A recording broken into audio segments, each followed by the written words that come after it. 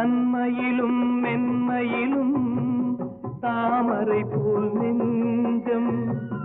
தாய் குலத்தின் இலக்கணங்கள் தலைவியிடம் தஞ்சம்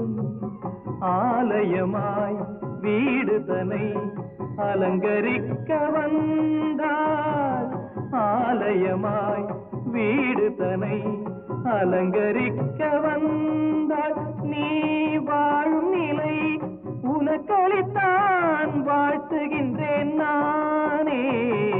நல்ல மனம் வாழ்க நாடு போற்ற